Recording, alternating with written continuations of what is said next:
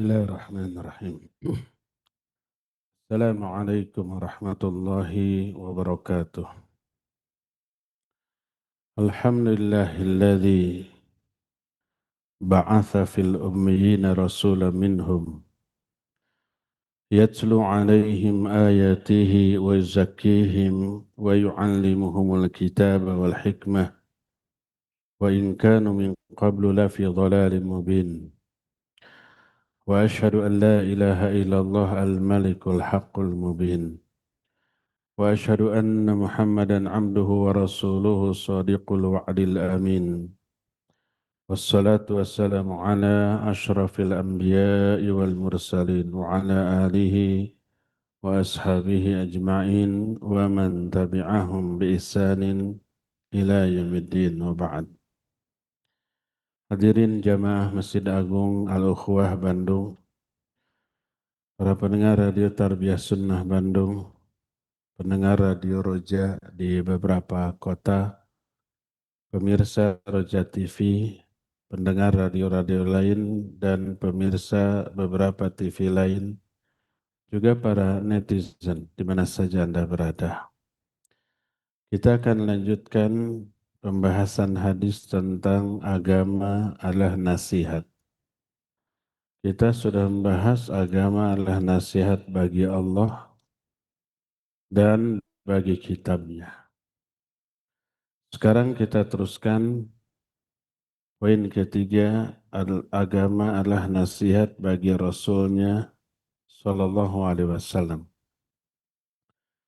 Kita sudah terangkan makna nasihat adalah melakukan kebaikan kepada pihak yang diberi nasihat. Nasihat bagi Rasulullah Sallallahu Alaihi Wasallam maknanya adalah melakukan kebaikan kepada beliau dengan cara-cara yang disyariatkan, bersikap dengan sebaik-baik sikap kepada beliau. Dan nasihat kepada Rasul Sallallahu Alaihi Wasallam mencakup beberapa poin. Poin pertama adalah al-imanu tammu bi risalatihi wa anna Allah azza wa jalla arsalahu ila jamil khalqi arabihim wa ajamihim bal insihim wa jinnihim. Poin pertama adalah mengimani kebenaran risalah beliau. Maknanya meyakini Allah telah mengutus beliau sebagai utusan ke seluruh makhluk, baik bangsa Arab ataupun bangsa Ajam, termasuk bangsa Indonesia ya, baik di masa itu ataupun di masa setelahnya sampai hari kiamat, baik kepada bangsa manusia bahkan kepada bangsa jin. Bentuk kebaikan kita atau nasihat kita kepada Rasul SAW yang pertama adalah meyakini bahwa beliau adalah utusan Allah yang sebenar-benarnya. Allah berfirman dalam beberapa ayat, di antaranya An-Nisa 79, wa arsalnaka lin-nasi rasula. Kami telah mengutus engkau, hai Muhammad, kepada seluruh manusia sebagai Rasul. Dalam Al-Furqan ayat 1, Tabarakalladzi nazzala al-furqana ala abdihi liyakuna lil'alamina nadhira. Maha barokah Allah yang telah menurunkan Al-Furqan kepada hambanya. Al-Furqan adalah Al-Quran. Hambanya maksudnya Nabi kita Muhammad SAW. Untuk apa Allah menurunkan Al-Quran kepada beliau? Liyakuna lil'alamina nadhira, agar beliau menjadi pemberi peringatan kepada seluruh alam. Maksud alam adalah jin dan manusia. Dalam Al-Anbiya ayat 107, "Wa ma arsalnaka illa rahmatan lil alamin." Tidaklah aku mengutus engkau, hai Muhammad, kecuali sebagai rahmat bagi seluruh alam. Dan banyak lagi ayat-ayat lainnya yang menjelaskan beliau itu utusan Allah. Maka wajib kita mengimani beliau sebagai utusan Allah, Rasulullah kepada seluruh alam, bangsa jin dan juga bangsa manusia. Dan ini poin pertama, bentuk nasihat kita kepada Nabi SAW, mengimani, meyakini kerasulan beliau. Kedua, wa minan nasihati li Rasulillah SAW tasdiqu khabarihi annahu sadiqun masduqun sadiqun bima yukhbiru bihi wa masduqun bima akhbara bihi minal wahyi fama kudhiba wala kadhaba. Kedua, bentuk nasihat kita kepada Rasul sallallahu alaihi wasallam adalah membenarkan terhadap semua berita yang beliau bawa. Beliau ini jujur dan wajib dibenarkan. Jujur alias benar terhadap semua informasi yang diberikannya dan wajib dibenarkan semua ajaran berupa wahyu yang disampaikan. Tidak boleh didustakan dan beliau tidak pernah berdusta sama sekali. Sekalipun berita yang beliau sampaikan itu tidak kita saksikan, tidak masuk akal, tidak rasional, tidak empiris, baik masa lalu ataupun masa yang akan datang. Masa lalu contohnya Nabi SAW pernah mengabarkan bahwa zaman baheula kalau seorang nabi memimpin perang lalu menang, harta rampasan perangnya haram bagi mereka. Harta rampasan perang dikumpulkan. Lalu setelah dikumpulkan disimpan di tempat terbuka, lalu ada api yang menyambar dari langit, terbakar, musnah semua. Ini mungkin tidak masuk akal. Ketika ada harta rampasan perang yang sudah dikumpulkan, tapi kok api nggak menyambar juga ya. Akhirnya Nabi ini menduga ada di antara umatnya yang korupsi terhadap harta rampasan perang. Tapi tidak diketahui siapa. Akhirnya gimana? Akhirnya seluruh komandan pasukan regu dipanggil, disalami oleh Nabi ini. Siapa yang regunya selamat, maka lepas, lepas, lepas. Pas suatu saat ada kepala regu yang salaman tidak mau lepas. Di kalangan anak buah kamu ada yang korupsi. Tapi siapa tidak diketahui. Semua anggota regu itu bersalaman dengan Nabi ini. Siapa yang tidak korupsi, lepas, lepas. Pas ada satu, enggak mau lepas kamu. Keluarkan. Dikeluarkanlah emas segede kepala sapi. Berapa kilo itu? Setelah dikeluarkan, ditumpukan. Ghanimah tadi barulah muncul api dari langit. Ini dikisahkan oleh Nabi SAW tentang masa lalu. Tidak masuk akal.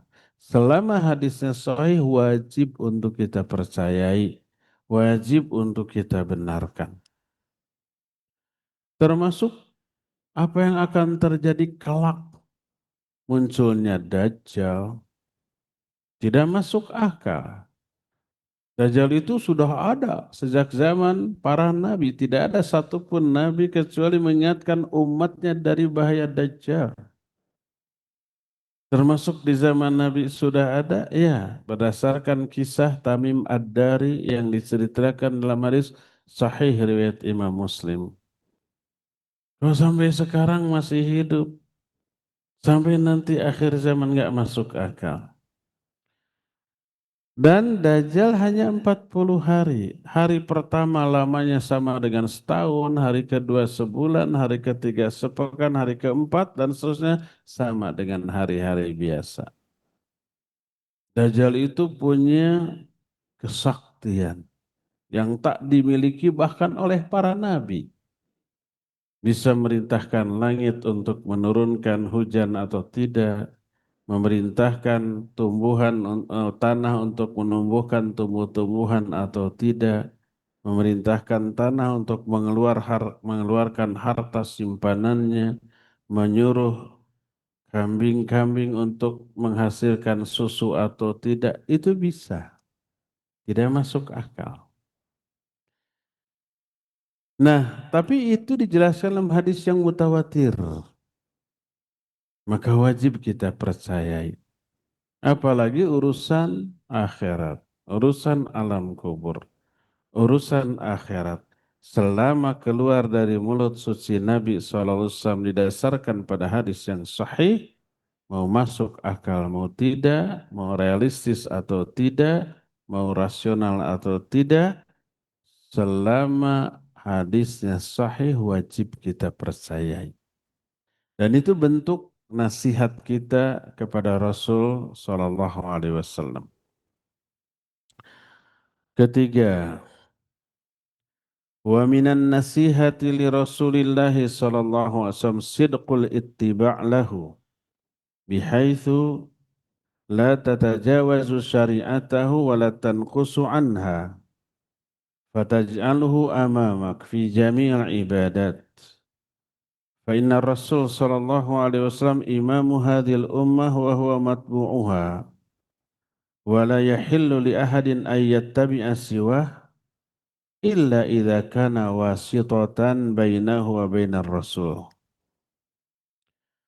Di antara bentuk nasihat kepada Rasul sallallahu alaihi wasallam adalah ittiba dengan sebenar-benarnya kepada beliau.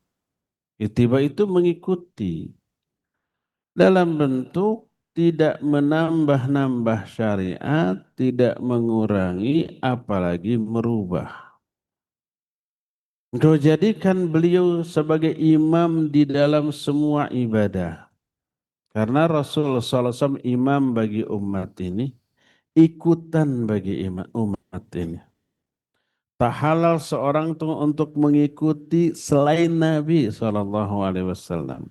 Dan kelak ini akan ditanya di alam kubur. Tahu enggak pertanyaan di alam kubur? Tiga, man rabbuka, wa madinuka, wa man nabiyuka. Siapa Rabbmu, apa agamamu, siapa nabimu? Ditanya tuh. Sejauh mana loyalitas kita, ittiba kita kepada beliau. Tidak ditanya siapa favorit kamu, ulama favorit kamu. Tidak, tapi Nabi SAW. Selain beliau tidak boleh diikuti.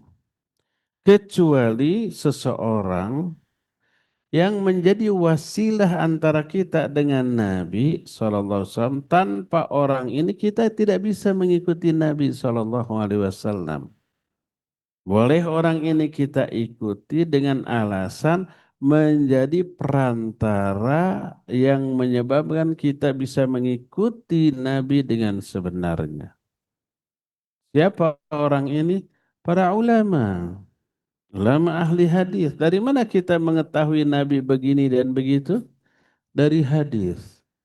Siapa yang mengetahui hadis? Para ulamanya. Para ulama membeberkan dalam kitab-kitabnya. Kita mengenal Imam Bukhari, Imam Muslim, Imam Abu Daud, Imam An-Nasai, Imam At-Tirmidzi dan para mudawin hadis. Dalam masalah fikih kita mengenal Imam Abu Hanifah, Imam Malik, Imam Syafi'i, Imam Ahmad, Imam Sufyan Ats-Tsauri, Sufyan Uyainah, dan yang lain-lainnya. Mereka tahu bagaimana akidah Nabi SAW, ibadahnya, muamalahnya, akhlaknya melalui hadis yang sampai ke mereka. Melalui mereka kita tahu bagaimana pengamalan Nabi SAW. Para ulama itu wasilah, perantara, jembatan yang bisa menyampaikan amalan kita kepada amalan Rasul Sallallahu Alaihi Wasallam. Dan ini diperintahkan oleh Al-Quran, fas'alu ahla dzikri in kuntum la ta'lamun. Ikuti, tanya ke ahlinya. Kalau kalian tidak tahu, siapa yang ahli tentang Quran Sunnah? Ya para ulama. Ya boleh kita umpamai ada ayat, baca terjemahannya, fahami sendiri. Ada hadis, baca terjemahannya, difahami sendiri. Ini berbahaya. Pertama kalau hadis kita tidak tahu sahih tidaknya. Kedua kalau tahu sahih juga syarahnya, penjelasannya. Jangan menurut kita, menurut ahlinya. Fas'alu ahla dzikri in kuntum la ta'lamun. Jangankan urusan agama, urusan dunia saja. Kita sakit, mulas, panas. Apa kita cari obat sendiri? Tidak. Tapi kita ke dokter karena dokter ahlinya. HP kita rusak. Kita punya akal. Apa kita bongkar sendiri? Tidak. Tapi ke ahlinya. Mobil, motor, barang-barang elektronika rusak. Kita punya akal. Apa kita bongkar sendiri? Tidak, ke ahlinya. Ahlinya yang akan membetulkan semua kerusakan lebih cepat. Kalau kita yang membongkar rusak, tambah parah. Apalagi dalam masalah agama. Harus lebih ketat lagi daripada itu. Serahkan ke ahlinya. Idza wusidal amru ila ghairi ahlihi fantadhiris sa'ah. Kalau suatu urusan diserahkan bukan kepada ahlinya, tunggu saat kehancurannya. Jadi bagi orang-orang awam yang tidak tahu bagaimana cara Nabi beramal, cara Nabi beribadah, cara Nabi berakhlak, bermuamalah, ikuti penjelasan para ulama tentang masalah itu. Inilah poin yang ketiga, bentuk nasihat kita kepada Rasul Shallallahu Alaihi Wasallam. Bentuk yang keempat, wa minan nasihati li Rasulillahi sallallahu alaihi wasallam adzabu an syariatihi wa himayatiha. Fadzabu anha bi alla yantaqisaha ahadun. Wadzabu anha bi alla yazida fiha ahadun ma laysa minha. Fatuharibu ahlal bid'ah al-qauliyah wal fi'liyah wal aqliyah. Di antara bentuk nasihat kita kepada Rasul sallallahu alaihi wasallam adalah membela syariatnya, melindungi, menjaga syariatnya, kemurnian dari syariatnya.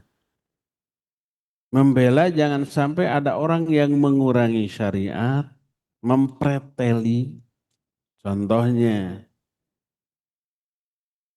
ada orang beristihad dengan ro'yunya untuk mengganti kurban dengan uangnya aja, sodakohkan. Karena kalau berkurban dengan kambing, nggak semua orang suka kambing. Tapi kalau dengan uangnya manfaat. Akhirnya istihad ini bisa menghapus syariat kurban. Atau haji, umroh. Daripada haji, umroh berdesak-desakan, apalagi sudah pernah haji, lalu haji lagi, pernah umroh, lalu umroh lagi. Lebih baik disodakohkan. Lebih manfaat kepada fakir miskin dipakai membangun sekolah, pondok pesantren. Itu ro'yu, itu otak. Apa akibatnya? Terhapuslah syariat haji atau umroh. Terhapuslah syariat apa tadi? Kurban. Maka wajib untuk kita luruskan. Karena apa? Karena di dalam kurban bukan hanya memiliki satu nilai yaitu sedekah saja, bukan. Ada yang jauh lebih bernilai daripada itu, yaitu apa? Di dalam kurban terkandung nilai tauhid, mengesahkan Allah dalam hal ibadah, ibadahnya dalam bentuk menyembelih. Ini yang tidak bisa tergantikan oleh yang lain. Allah menyatakan fasholli lirabbika wanhar. Salatlah kamu karena Allah dan menyembelihlah karena Allah. Allah menyandingkan salat dengan menyembelih. Qul inna salati wa nusuki wa mahyaya wa mamati lillahi rabbil alamin la syarikalah. Katakanlah olehmu, sesungguhnya salatku sesembelihanku, hidupku dan matiku hanya untuk Allah Rabbul Alamin, la syarikalah. Tidak ada sekutu bagi Allah. Salat kita hanya untuk Allah. Sesembelihan kita hanya untuk Allah. Hidup mati kita hanya untuk Allah. Mentauhidkan Allah. Di dalam salat ada unsur tauhid. Di dalam menyembelih ada unsur tauhid, berkurban atas perintah Allah Azza wa Jalla. Itu nilai tauhid yang tidak bisa tergantikan oleh yang lain. Ketika seseorang sholat, ruku, sujud kepada selain Allah, musyrik dia. Ketika seseorang menyembelih, berkurban untuk selain Allah, musyrik dia. Kata Nabi SAW, dakhalar rajulu an-nara fi dzubab wa dakhalar rajul al-jannah fi dzubab. Ada orang masuk neraka karena lalat. Ada yang masuk surga juga karena seekor lalat.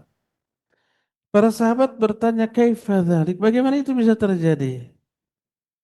Ada satu kaum penyembah berhala. Setiap orang yang lewat disegat. Qarrib. Berkurbanlah untuk berhala kami. Orang itu menyatakan, ma indi syai'in liukharrib. Aku tidak memiliki sesuatu pun untuk dikurbankan. Mereka mengatakan, qarrib walau bidzubab. Berkurban walaupun dengan seekor lalat. Akhirnya dia nanggap lalat, dikurbankan. Fakhalla sabilah, dibiarkan lewat, dia masuk neraka. Padahal lalat kan nggak ada harganya, nggak ada nilainya. Tapi ketika itu diniatkan kurban untuk selain Allah, musyrik. Karena kurban ada salah satu jenis ibadah yang tidak boleh ditujukan kecuali kepada Allah Azza wa Jalla. Yang kedua lewat, disuruh berkurban. Dia bilang, saya tidak akan mengorbankan apapun selain untuk Allah. Fadharabu unuqah.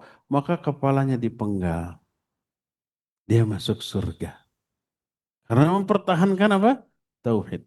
Bayangkan. Nilai tauhid dalam sebuah pengorbanan luar biasa. Ini yang tak tergantikan oleh nilai yang terkandung dalam kurban yang berupa sedekah, enggak. Bukan hanya sedekah. Jadi ada orang yang mau apa? Mengurangi sebagian dari syariat ini. Kurban mau dihilangkan, haji atau umroh mau dihilangkan atau haji, tapi damnya untuk haji tamattu jangan disembelih di sana, lebih baik di sini aja, lebih manfaat. Padahal tidak boleh dam itu dilakukan di luar kota Mekah dan Mina. Harus di sana. Tapi demi kemaslahatan mereka berizihad dengan rohnya menghapus syariat dam di sana. Maka wajib untuk diluruskan. Demikian juga bila ada orang yang menambah-nambah agama ini. Di zaman nabinya tidak ada, diada-adakan atas nama agama. kemudian dianggap baik. Ya ini bid'ah, tapi katanya bid'ah hasanah. Semua bid'ah bentuk perbuatannya baik, nggak ada yang buruk. Coba sholat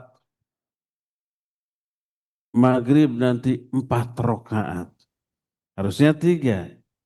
Apa isi rakaat yang keempat? Ada keburukan? Nggak ada, semuanya baik. Rakaat keempat baca Fatihah, baca surat, ruku, sujud, dan seterusnya. Nggak ada keburukan.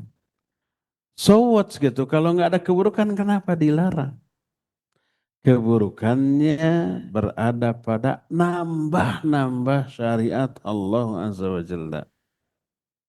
Maka kita wajib untuk meluruskan pemikiran seperti ini, mengentaskan, membantah kebid'ahan baik ucapan, perbuatan ataupun keyakinan, karena Nabi SAW menyatakan kullu bid'atin dhalalah. Ada yang apa namanya menafsirkan maksudnya kullu bid'atin sayyi'atin dhalalah. Semua bid'ah yang buruk itu dhalalah. Kalau bid'ahnya hasanah tidak. Ditambah-tambah. Coba yang keduanya kullu dhalalatin finnar. Setiap kesesatan di dalam neraka. Kalau kullu di sini sebagian, berarti ada sebagian kesesatan yang tidak ke neraka dan ini mustahil.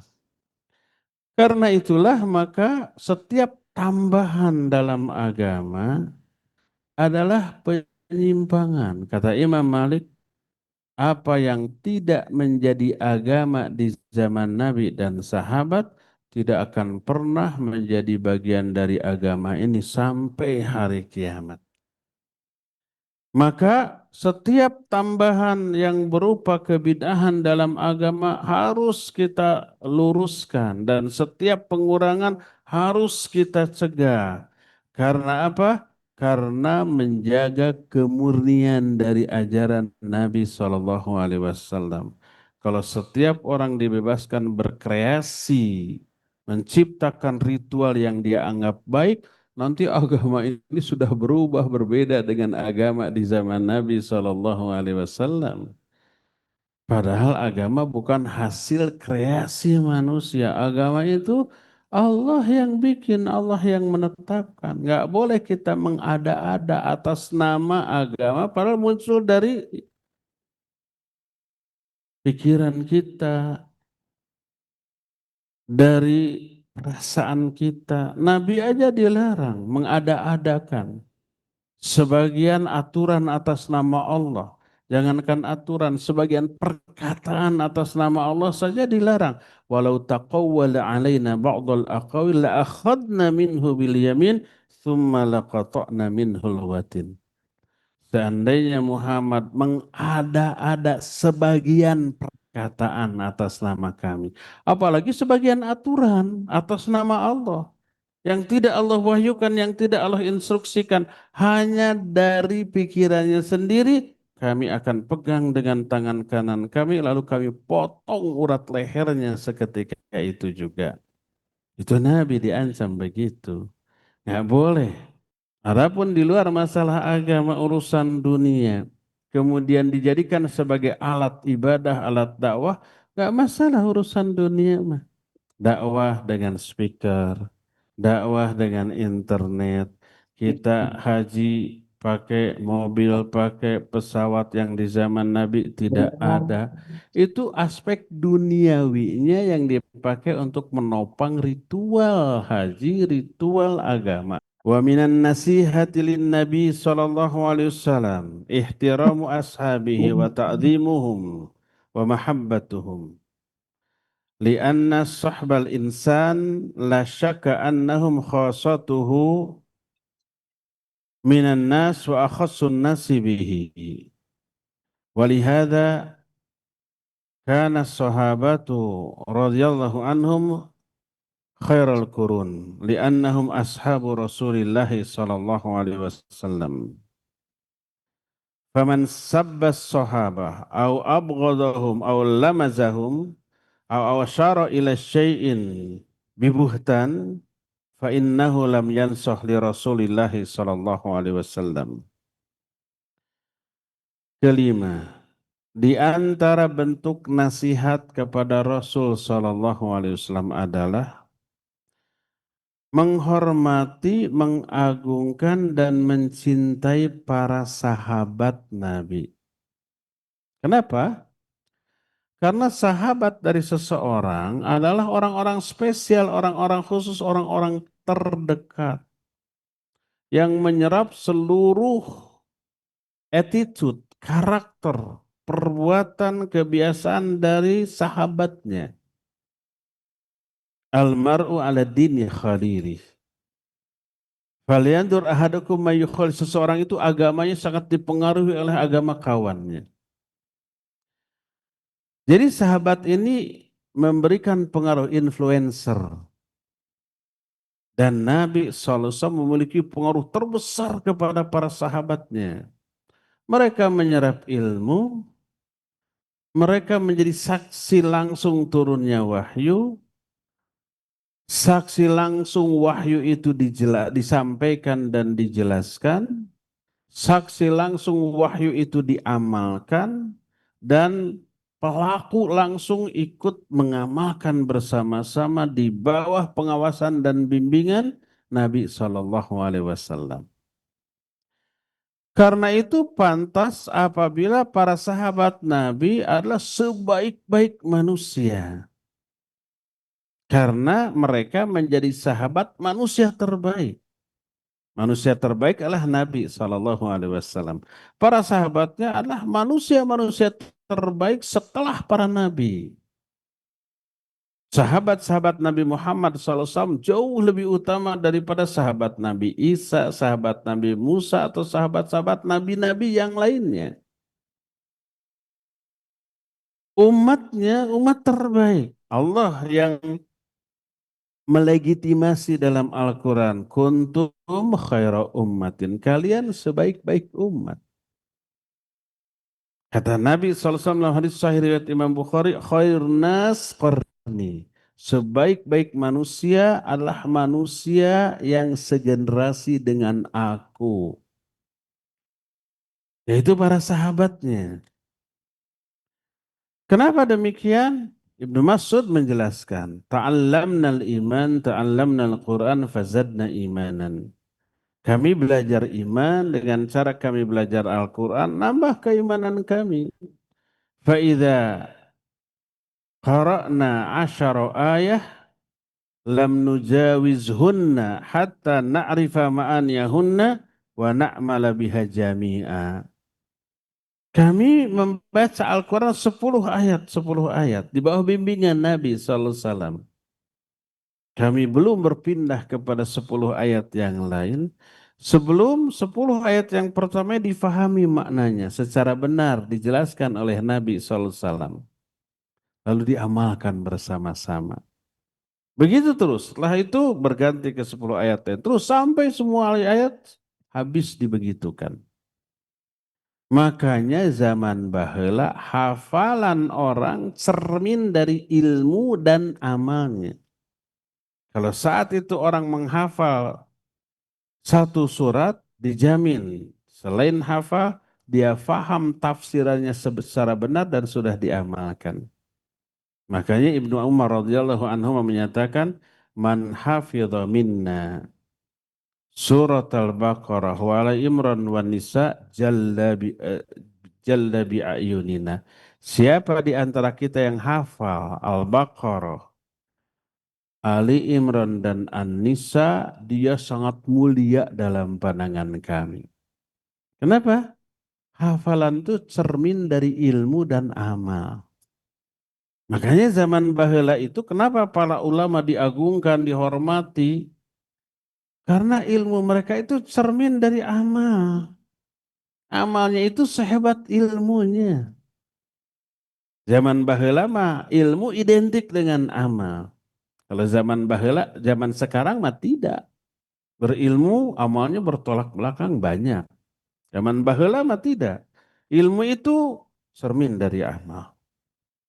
Para sahabat dulu begitu dan tradisi seperti itu diwariskan sampai ketiga generasi, generasi tabi'in dan tabi'un tabi'in, terus begitu.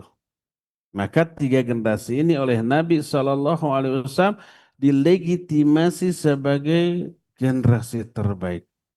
Khairun nas qarni, thumma alladhina yalunahum, thumma alladhina yalunahum. Sebaik-baik manusia adalah segenerasi dengan aku, yaitu para sahabat. Lalu generasi berikutnya yaitu tabi'in, dan generasi berikutnya lagi yaitu tabi'un tabi'in. Sudah tiga generasi ini. Ini generasi terbaik. Karena itulah maka siapa yang mengikuti para sahabat dalam beragama, dalam hal pemahaman, pengamalan dan dakwah, dijamin benar, dijamin surga, dijamin diridhoi oleh Allah. Siapa yang menjamin? Allah, tentu saja, bukan saya.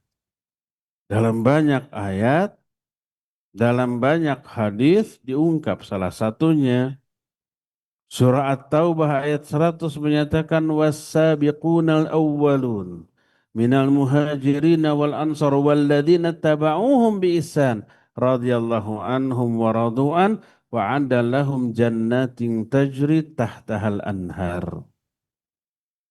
Orang-orang yang mula-mula masuk Islam dari kalangan muhajirin dan ansor. Ini sahabat. Dan orang-orang yang mengikuti mereka dengan kebaikan. Mengikuti apanya? Mengikuti mereka dalam hal beragama. Memahaminya, mengamalkannya, mendakwahkannya.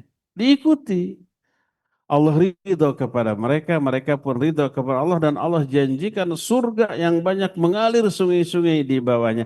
Janji ini tertuju kepada sahabat dan orang-orang yang mengikuti pemahaman para sahabat. Karena itulah maka kesepakatan mereka dalil hujjah. Berkata Rasul sallallahu alaihi wasallam, "Innallaha la yajma'u ummati ala dhalalatin." Allah tidak akan mengumpulkan, menyatukan umatku di atas kesesatan. Kalau umatku sepakat, dan yang bisa sepakat hanya para sahabat, berarti kesepakatan mereka benar, tidak akan sesat. Abdullah bin Mas'ud radhiyallahu an menyatakan satu riwayat agak panjang. Salah satu kalimatnya adalah "Tsumma yanzuru ila qulubil ibad ba'da qalbi Muhammadin sallallahu alaihi wasallam. Fawajada anna quluba ashabihi khaira qulubil ibad." Allah itu melihat hati-hati seluruh manusia setelah hati Muhammad sallallahu alaihi wasallam. Allah menemukan hati-hati para sahabat sebaik-baik hati manusia setelah hati Nabi sallallahu alaihi wasallam. Allah memilih mereka untuk menjadi pembantunya dan wuzara, para wazir, para menteri, para penolongnya. Jadi kenapa orang-orang yang Allah pilih sebagai sahabat Nabi dihidupkan di zaman itu di Mekah, di Madinah gitu ya, di tempat itu adalah orang-orang seperti Abu Bakar, Umar, Utsman, Ali, Abu Hurairah, Bilal bin Rabah dan seterusnya. Kenapa bukan kita dihidupkan di zaman itu di sana? Karena Allah sudah tahu hati kita nggak layak. Hati mereka yang Allah pilih. Lalu Allah hidupkan di sana di zaman itu menjadi sahabat Pak Nabinya. Kalau kita dengan keimanan seperti ini dihidupkan di zaman itu, pada waktu itu, di tempat itu, di Mekah, di Madinah, mungkin kita jadi pengikut Abu Jahalnya. Mungkin kita masuk golongan munafikinnya di Madinah. Kalau imannya kayak begini. Karena ujian, godaan, sungguh luar biasa di zaman itu. Kita nggak akan tahan. Sekarang aja hidup di zaman seperti ini serba enak, serba mudah. Sholat masih kedodoran, tidak sholat berjamaah di masjidnya. Kalau para sahabat dahulu hari Jumat itu paling awal, ba'da subuh sudah berangkat ke masjid. Begitu sampai di masjid sudah ada orang duluan. Aduh, kecewanya bukan main tuh. Saya cuma dapat seekor sapi. Padahal hebat lumayan. Siapa orang datang pertama kali ke masjid di hari Jumat, pahalanya sama dengan berkorban dengan seekor unta. Itu yang diburu tuh. Pas datang ke masjid yang kedua, hanya seekor sapi. Kecewa mereka. Karena kehebatan imannya. Kalau kita mah sudah azan baru wudhu. Bagaimana bisa orang seperti kita kayak gitu dihidupkan di zaman itu, di dalam kondisi seperti itu? Nggak akan tahan. Jadi Allah pilih orang-orang spesial. Lalu kalimat selanjutnya apa? Fama ro'auhu hasanah fahuwa hasanatun indallah. Apa saja yang dianggap baik oleh mereka. Oleh mereka itu oleh para sahabat. Seketika itu pasti juga baik di sisi Allah. Itulah kehebatan para sahabat. Karena itu wajib kita mencintai mereka, mengagungkan mereka, menghormati mereka. Karena apa? Karena merekalah Islam ini sampai kepada kita. Karena merekalah ajaran mulia ini, hadis ini sampai kepada kita. Karena mereka, kita tahu tata cara sholat Nabi SAW. Mereka menelaah bagaimana cara sholat Nabi dari awal sampai akhir diberitakan. Jadi hadis. Disampaikan ke generasi tabi'in. Tabi'un tabi'in. Terus sampai dibukukan bukunya sampai ke kita. Ini jasa besar para sahabat. Karena itu kalau mau menghancurkan Islam, jelek-jelekan aja para sahabat. Tuduh mereka munafik, tuduh mereka murtad, tuduh mereka pendusta, tuduh mereka pencinta dunia. Sehingga kepercayaan umat kepada sahabat runtuh, muncul pikiran loh. Kalau begitu Islam yang sampai kepada kita melalui para sahabat. Sahabatnya nggak dipercaya. Akhirnya luntur keimanan. Akhirnya muncul keraguan-raguan benar nggak Quran ini asli sampai ke kita. Karena meragukan kredibilitas para sahabat. Begitu cara menghancurkan Islam. Maka ulama ahlus sunnah menegaskan, mencintai para sahabat, menghormati mereka, mengagungkan mereka dengan batas yang wajar, salah satu di antara nasihat kepada Nabi SAW. Kenapa demikian? Tadi, para sahabat salah satu mata rantai sampainya Islam kepada kita. Tanpa mereka, maka Islam tidak akan sampai kepada kita. Karena itulah maka haram bagi kita mencela para sahabat, membenci mereka, lalu mengolok-olok mereka, apalagi menuduh mereka dengan tuduhan-tuduhan keji. Seperti menuduh para sahabat korupsi, menuduh para sahabat cinta dunia. Sampai-sampai ada riwayat yang palsu. Abu Hurairah radhiyallahu anhu ketika mati meninggalkan warisan emas sampai untuk membaginya sampai harus dibelah dengan kampak. Menunjukkan kayanya dia. Riwayat yang dikarang-karang. Para sahabat Abu Hurairah itu banyak dalam meriwayatkan hadis tok begitu. Ada hadis. Hadis ini ada dalam kitab Sunni, kitab Al-Isabah fi Tamyiz Sahabah, susunan Imam Ibnu Hajar. Tentang Abu Hurairah. Abu Hurairah itu kata Nabi akhirukum mautan finnar. Akhir kematian kalian di dalam neraka. Yang menyebarkan ini bisa kita duga orang yang benci para sahabat. Kematian kamu itu di dalam neraka. Ini nas Abu Hurairah ahli neraka, kata orang ini. Ini hadisnya. Ini hadis Sunni bukan hadis Syiah. Orang yang tidak bisa memeriksa tercengang. Oh, kalau ahli neraka berarti nggak boleh hadisnya diterima. Akhirnya semua hadis Abu Hurairah ditolak. Padahal 60% hadis Bukhari itu dari Abu Hurairah. Bisa ditolak itu. Bisa diragukan kesahihannya. Tapi ketika para ulama membahas hadis ini dan Imam Ibnu Hajar membahas ini dalam kitab Al-Isabah fi Tabi'is Sahabah. Ada tiga orang sahabat, Samrah bin Jundub, Abu Mahdzurah, dan Abu Hurairah. Tiga-tiganya ini kata Nabi akhirukum mautan finnar. Diartikan akhir kematian kalian di dalam neraka katanya. Ternyata hadis ini oleh Imam Ibnu Hajar dicantumkan dalam biografi Samrah bin Jundub.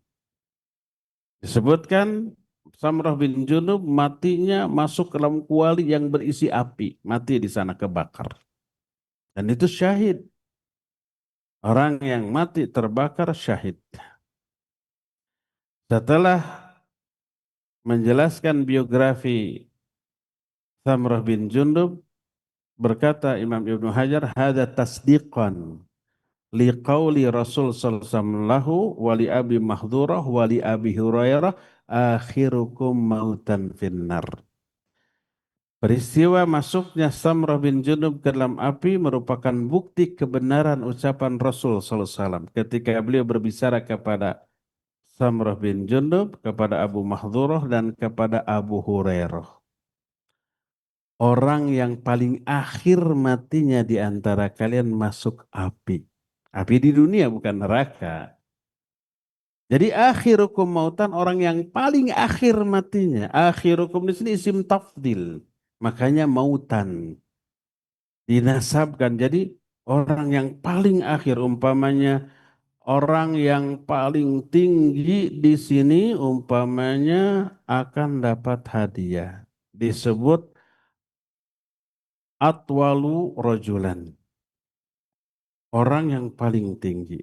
Superlatif bahasa kita. Isim tafdil itu. Kaburo maktan. Paling besar kebenciannya di sisi Allah. Akhirukum mautan. Orang yang paling akhirnya matinya di antara kamu. Itu akan masuk ke dalam api. Ternyata betul. Samrah bin Jundub. Dia mati tahun 60 Hijriah. Abu Hurairah tahun 59, Abu Mahdurah tahun 57, dan itu maksudnya api di dalam di dunia. Tapi ini dipelintir. Tiga-tiganya ahli neraka berdasarkan hadis ini. Coba bayangkan. Kalau orang percaya lalu hilang kepercayaan kepada tiga sahabat ini, bisa-bisa semua hadis yang berasal dari tiga sahabat ini ditolak. Akhirnya dihilangkan. Sebagian besar syariat bisa hilang. Karena itu tidak boleh mencela para sahabat. Nabi SAW menyatakan, la tasubu ashabi. Jangan kalian mencela sahabat-sahabatku. Mencelaknya, membencinya adalah bagian dari kemunafikan. Mencintainya, menghormatinya, mengagungkannya, bagian dari iman. Karena apa? Karena sahabat salah satu mata rantai sampainya Islam kepada kita. Dan sahabat itu bukti keistimewaan Nabi SAW. Orangnya istimewa, sahabat-sahabatnya pasti istimewa juga. Kalau para sahabat dikafirkan, dimurtadkan, berarti Nabi gagal dalam membina umat. Berarti Nabi SAW gagal dalam mendidik, mengarahkan, dan mendakwahi mereka. Itu buktinya pada murtad. Dan tidak ada seorang pun yang akan berpikir seperti itu kalau pikirannya jernih.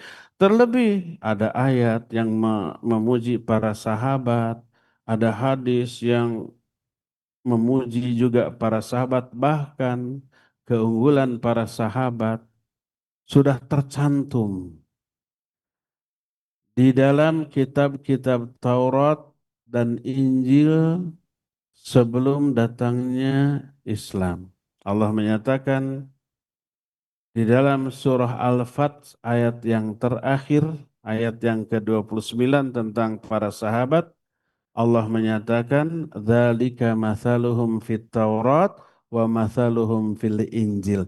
Itulah gambaran para sahabat yang telah Allah terangkan dalam kitab Taurat dan juga dalam kitab Injil. Diterangkan karakter para sahabat. Karena itu, maka salah satu di antara bentuk nasihat kepada Nabi SAW lah ihtiram kepada para sahabatnya, mencintai mereka dan menjadikan mereka sebagai rujukan di dalam beragama ini. Inilah 5 poin bentuk-bentuk nasihat kita kepada Nabi SAW. Pertama, meyakini kebenaran risalahnya. Kedua, mempercayai semua berita yang beliau sampaikan. Ketiga, ittiba dengan sebenar-benarnya, mengikuti beliau dengan sebenar-benarnya. Yang keempat, membela, melindungi kemurnian dari agama yang beliau bawa. Dan yang kelimanya adalah ihtiram dan ta'zim serta mencintai para sahabatnya. Inilah ikhwah kajian kita di sore hari ini cukup sampai di sini dan kita masih punya sisa waktu untuk bertanya jawab khusus hari Jumat. Tanya jawab diperuntukkan bagi pendengar dan pemirsa radio dan TV Roja. Kepada Akhi Ari di studio Radio Roja Cilengsi dipersilakan untuk memandu tanya jawab dengan pendengar dan pemirsa. Wa sallallahu ala nabiyina Muhammadin wa ala alihi wa ashabihi wasallam. Silakan Ari. Taib, Ustaz Barakallahu Fikum. Jazakallahu khairan atas bimbingan dan pelajaran yang telah disampaikan, khususnya di kesempatan sore hari ini. Semoga Allah Subhanahu wa Ta'ala memberkahi pertemuan kita dan berikan taufik untuk kita bisa memahami dan mengambil banyak faedah dari pembahasan Ustaz di kesempatan kali ini. Berikut kami bacakan pertanyaan dari Yusuf di Tangerang.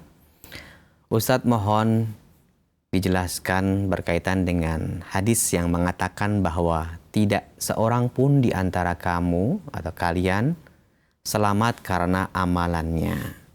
Kemudian sahabat bertanya, "Ya Rasulullah, apakah termasuk engkau?" Rasul bersabda, "Termasuk aku. Hanya saja Allah meliputi rahmatnya." Mohon penjelasan hal tersebut Ustaz. Jazakallahu khairan. Baik, barakallahu fiik. Yusuf di Tangerang ya. Ya hadisnya adalah tak ada seorang pun di antara kalian yang masuk surga karena amalnya.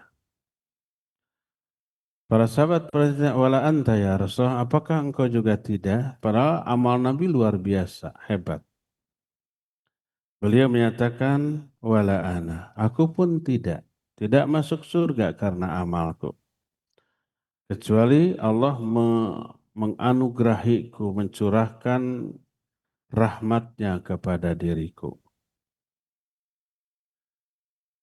Jadi seseorang tidak masuk surga karena amalnya, tapi karena rahmat Allah Azza wa Jalla. Ini pernyataan hadis. Tapi di dalam ayat ada penjelasan orang masuk surga karena amal. Allah Azza wa Jalla di beberapa ayat menyatakan, Udkhulul jannata bima kuntum ta'malun. Masuklah kamu ke dalam surga bima kuntum ta'malun. Karena amal-amal yang kamu lakukan. Huruf bi di sana bi sababiyah. Sebab amal yang kamu lakukan. Fala ta'lamu nafsu ma ukhfiya lahu min qurrati a'yun jazaa'an bima kanu ya'malun. Seseorang tidak mengetahui kenikmatan apa yang Allah sembunyikan bagi mereka berupa kebahagiaan. Jazaan sebagai balasan bima kanu ya'malun karena amal-amal yang mereka lakukan. Jadi di dalam ayat dikatakan orang masuk surga karena amalan. Di dalam hadis dikatakan orang masuk surga karena rahmat, bukan karena amalan. Apakah ini bertolak belakang? Menurut orang awam sepintas iya, Tapi menurut para ulama tidak. Mereka membedah ini dengan keilmuan mereka. Di antara Imam Ibnu Qayyim rahimahullah kitab Miftahud Daris Sa'adah. La yadkhulul jannata ahadun bi amalihi. Seseorang tidak akan masuk surga karena amalnya. Bi di sini disebut bi lil muqabalah bukan bi sababiyah. Maksud muqabalah itu adalah upah. Maksudnya adalah balasan bagi amalnya. Karena apa? Karena nggak sebanding. Amalnya nggak seberapa, balasannya surga. Surga ini bukan balasan bagi orang yang beramal. Karena tadi tidak sebanding sama dengan begini. Saya sering jelaskan. Tolong sapu ini teras 2 kali 3. Nanti saya kasih uang 10 miliar. Layak nggak 10 miliar jadikan upah nyapu teras 2 kali 3? Enggak layak. Jadi uang 10 miliar itu bukan upah bagi nyapu karena enggak layak. Terus karena apa itu? Itu rahmat. Jadi si orang yang nyuruh itu sayang, cinta kepada ini mau ngasih 10 miliar gitu. Tapi ingin membuktikan layak nggak orang ini disayangi, dikasih tolong sapu. Akhirnya nurut, oh layak, nurut dia. Akhirnya dikasih 10 miliar. Bukan upah tapi kasih sayang kita kepada dia. Surga bukan balasan yang layak bagi amalan. Tapi apa? Surga itu rahmat Allah yang Allah berikan kepada dia. Terus kenapa dia diberi rahmat? Karena beramal. Taeta. Di dalam ayat bima kuntum ta'malun kalian masuk surga karena amal-amal kalian. Di sini bi sababiyah. Karena sebab amal kalian, kalian layak dapat rahmat Allah. Karena layak dapat rahmat Allah tuh surga. Jadi surga itu bukan balasan atas amalnya. Tapi karena rahmat Allah, tapi rahmat Allah ini diberikan karena dia beramal gitu. Taat, tunduk, patuh kepada aturan Allah, menjauhi larangan Allah, layak dapat rahmat. Nah, bukti dapat rahmatnya surga. Jadi surga bukan muqabil, bukan upah bagi amalan. Tapi surga itu karena rahmat Allah, tapi rahmat Allah teraih karena sebab amalan tadi. Jadi itulah penjelasan Imam Ibnu Qayyim dalam kitab Miftahud Dari Sa'adah. Di dalam ayat la yadkhulul jannata ahadun bi amalihi, seseorang tidak masuk surga karena amalnya. Bi di sini bi mil muqabalah. Artinya surga bukan upah bagi amalannya, bukan. Tapi rahmatlah yang menyebabkan dia ke surga, tapi rahmat disebabkan karena amalan. Dengan demikian, terdudukanlah dua dalil yang sepintas seperti bertolak belakang ini. Demikianlah penjelasan para ulama tentang hal ini. Wallahu a'lam bishawab. Silakan lagi Ari. Baik Ustadz, terakhir kami akan sampaikan dari pertanyaan yang telah masuk. Assalamualaikum warahmatullahi wabarakatuh, dari Abdullah di Cilengsi yang bertanya, Ustadz, bagaimana kita menyikapi sebagian manusia yang berdalih dengan mencintai dan mencontoh Rasulullah Shallallahu Alaihi Wasallam? Sekelompok orang ini yang mengaku keturunannya ingin diperlakukan khusus, bahkan kalau kita mempelajari sejarah Rasulullah, Rasulullah pun tidak pernah diperlakukan seperti permintaan mereka. Nah, bagaimana menyikapi dakwah yang mereka sampaikan ini, Ustaz? Silahkan. Baik, barakallahu fik. Orang-orang yang mengaku turunan Nabi SAW idealnya harusnya adalah orang yang paling menjaga sunnah Nabi SAW dengan cara mempelajari ilmu hadis. Harusnya mereka lah orang-orang yang paling ahli dalam ilmu hadis, dirayah hadis, riwayat hadis, mustalahul hadis. Harusnya mereka yang paling menguasai. Nggak mau, nggak ridho kalau ada orang ngarang-ngarang hadis palsu atas nama kakeknya, buyutnya, nabinya Sallallahu Alaihi Wasallam. Ini kakek saya kok. Jangan sembarang ngomong atas nama kakek saya lah. Harusnya kan begitu ya. Harusnya paling ketat. Kalau ada orang mengumumkan Nabi berkata, mana riwayatnya? Dalam kitab apa? Sahih atau tidak? Mestinya begitu. Sunnah-sunnah Nabi dijaga. Jangan sampai ada yang ditambah, dikurang, apalagi dirubah. Sebagai wujud nyata kecintaan yang sebenarnya kepada kakek buyutnya Nabi Sallallahu Alaihi Wasallam. Mestinya begitu. Itu yang pertama. Kedua, sebagai turunan Nabi Sallallahu Alaihi Wasallam, mereka harus mewarisi akhlak Nabi Sallallahu Alaihi Wasallam, ibadah Nabi Sallallahu Alaihi Wasallam. Apa akhlak Nabi? Tawadhu, tidak gila hormat, tidak gila kemuliaan, tidak ingin dicium tangan bolak-balik sampai basah. Tapi kalau umpamanya ini tidak diwarisi, bukannya humble, bukannya rendah hati, malah ingin diagungkan, ingin dihormat. Kalau ketemu harus cium tangan bolak-balik, cium kaki. Kalau datang atau pergi tidak boleh membelakangi, harus mundur. Ini bukan warisan Nabi SAW, ini bukan akhlak Nabi SAW. Sebagai keluarga Nabi harus mewakili, mewarisi kerendahan hatinya, ketawaduannya, tidak gila hormat, tidak gila penyanjungan, tidak gila ini, gila itu, apalagi di harta. Yang kedua begitu, harus tawadu. Malu kalau mengaku turunan Nabi, tapi akhlaknya bejat. Malu harusnya mengaku turun Nabi, tapi omongannya kasar. Lalu berdalil, Nabi juga kalau khutbah matanya merah. Itu kalau khutbah. Dan isinya walaupun sangat kenceng, nggak ada celaan kepada pribadi. Ini mah kerasnya teh ya khutbah, yang ngomong, ya ceramah, yang ngobrol terus keras. Dan isinya celaan. Beda, salah penerapan dalil. Jadi harusnya malu kalau memiliki akhlak yang memalukan nanti mencoreng citra Nabi Shallallahu Alaihi Wasallam. Ya, yang kedua, yang ketiga, sebagai keluarga Nabi mestinya haram bagi mereka zakat, infak, sodakoh.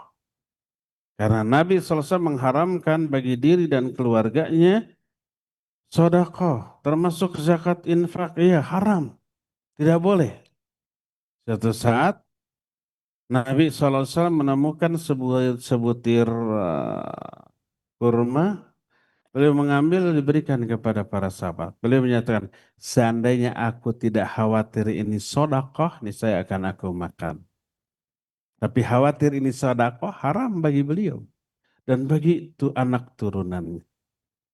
Maka tidak boleh beliau menampung infak, zakat, sedekah untuk dirinya. Menampungnya boleh, tapi membagikan. Karena Nabi juga mengambil zakat, infak, sedekah, tapi kemudian dibagikan kepada fuqara dan masakin. Beliau sendiri mengharamkan infak, zakat, dan sedekah bagi dirinya. Kalau ghanimah, ya halal. Seperlimanya bagi beliau. Tapi kalau sedekah maka haram bagi dirinya, ya. Jadi idealnya kalau ada orang yang ngaku turunan Nabi Sallallahu Alaihi Wasallam, warisi tiga hal. Pertama, keilmuannya tentang sunnah Nabi, tentang hadis Nabi Sallallahu Alaihi Wasallam. Bukan sebaliknya, sembrono mengarang-arang hadis palsu, hadis dhaif, hadis sahih, nggak ada bedanya. Isinya menggiring orang untuk memuliakan dirinya. Demi termuliakan dirinya dikarang cerita-cerita palsu atas nama Nabi Sallallahu Alaihi Wasallam. Ini memalukan. Ini yang pertama. Yang keduanya tadi mewarisi akhlaknya, ketawaduannya, kehebatan ibadahnya. Jangan sampai ngaku turunan Nabi dikenal akhlaknya buruk, sikapnya kasar, kan memalukan. Yang ketiga, jangan mata duitan gitu. Karena Nabi SAW mengharamkan sedekah dan beliau orang yang paling zuhud terhadap harta dunia ya. Inilah penjelasan dan kajian kita di sore hari ini. Cukup sampai di sini. Insya Allah kita akan lanjut kajian ini di hari Jumat yang akan datang. Subhanakallahum bihamdik. Asyhadu an la ilaha illa anta. Astaghfiruka wa atubu ilaik. Walhamdulillahi rabbil alamin. Wassalamualaikum warahmatullahi wabarakatuh.